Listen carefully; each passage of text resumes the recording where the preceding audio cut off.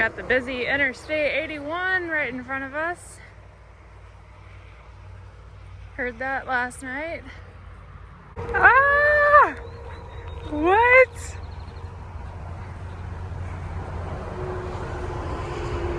Good morning and welcome to day 72 on the Appalachian Trail.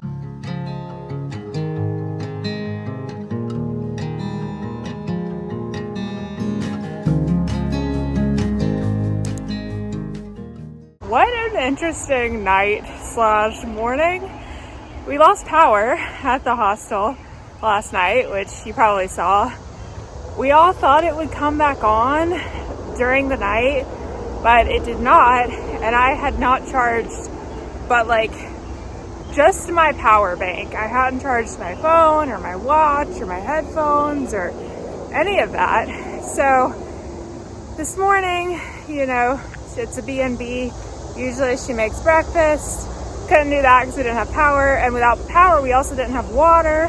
So we went into town to a coffee shop, and yeah, I got a coffee and breakfast and was able to charge my stuff for the most part. Still not, 100%, but it's good. It'll do. I'm getting on trail here at 11 o'clock, which is much later than I wanted to. But we did pass the 1/3 of the way to Maine sign, so that's exciting. Oh, it feels so chaotic.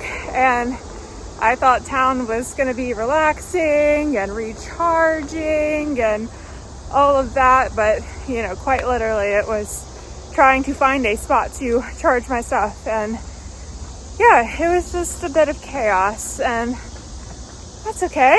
We're back on trail now, and it's gonna take me, I believe, about 4 days to get to Glasgow.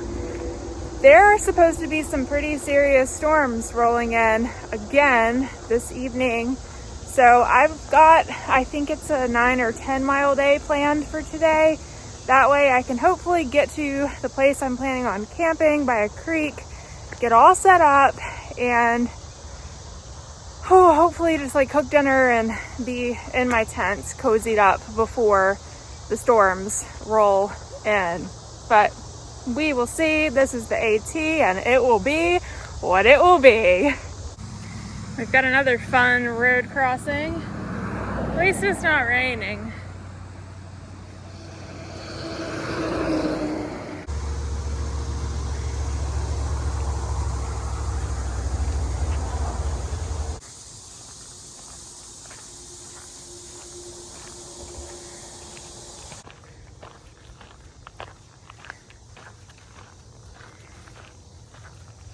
Somewhere over there is Tinker Cliffs that I came down the other day.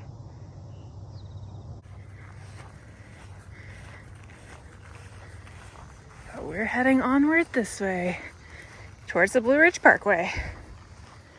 Should hit that tomorrow.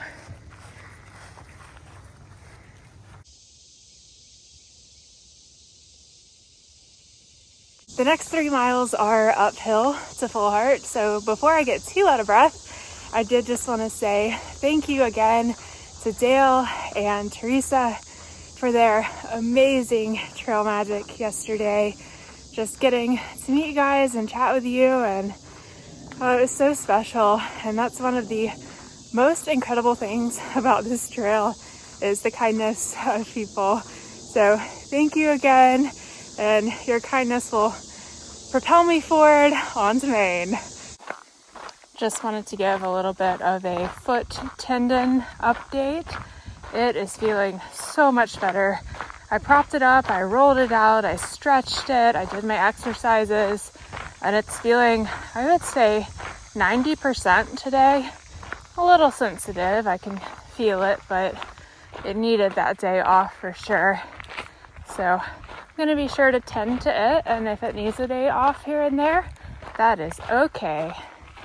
This might be pretty disgusting for some of you, and it's honestly pretty disgusting for me as well. I just passed a campsite back there. I don't know if you can see it anymore, but if you look on far out, you don't even have to look that far back. Within the past 2 weeks or month, pretty much every single campsite or shelter in this section has some cautionary note about someone was throwing up here, someone had explosive out of the other end here, somebody for sure had noro here, somebody thinks they had food poisoning here. It's pretty nasty, honestly, and it's something to keep in mind going into this section. And that was the case, honestly, for a bit of the Triple Crown as well, but I tried when I was planning my route to Glasgow to pick my campsites very intentionally, and I'm being as careful as I can. Yesterday, and whenever I get into town, I don't think I have showed this yet, but I wiped down my pack and really almost everything in my pack that I can with a Clorox wipe. And while that might seem a bit extra, it's just a caution that I'm taking because I want to do my part to try and stay as healthy as I can, especially through this section where I know personally so many people have gotten noro.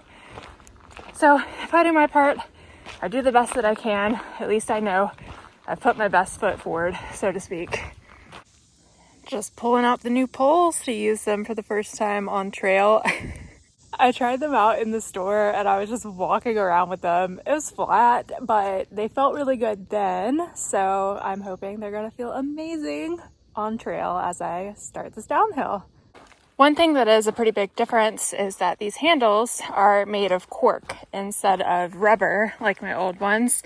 And I'm sure it's just a personal preference, but as of now, it's just not as comfortable. The lady was saying that cork is better because it absorbs moisture or something like that. I never had an issue. I'm a very sweaty human. I never had an issue with my rubber ones slipping or anything. I think these are just gonna take some getting used to because the only options they had were cork, and I did not want to carry on without a pair of trekking poles.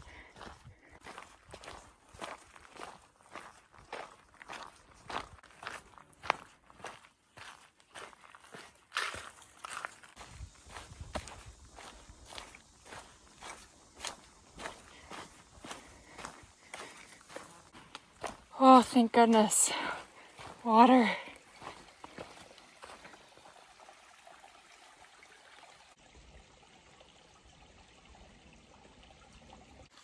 I definitely got a bit dehydrated that last mile or so. I mean, I didn't really start the hike super hydrated just because we didn't have AC in the house last night. It was pretty hot. I was sweating all night.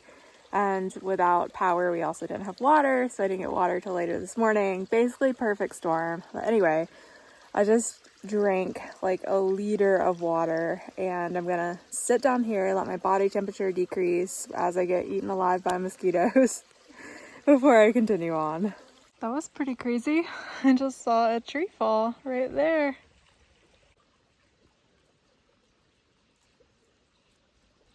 Well, I ended up sitting and hanging out with two other Thru hikers that came up to the water source.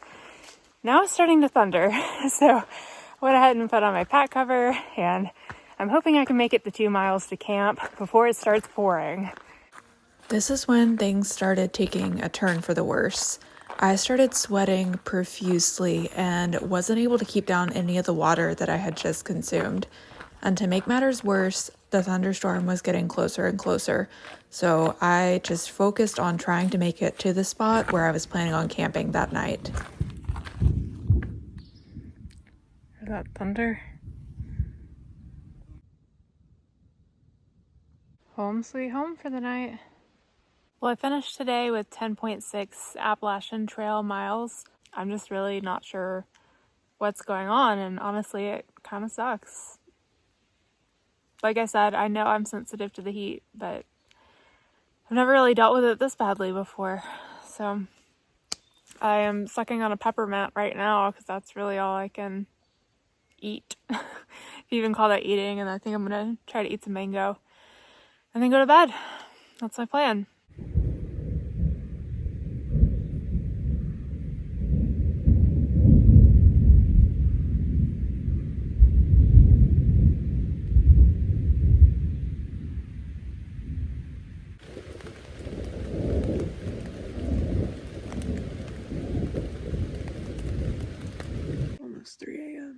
just woke up with what I'm pretty sure is a fever. I'm having chills and I'm hot. I don't know how I'm gonna get out today, 11 miles, but as soon as I see a little bit of light, I'm gonna get up and start packing and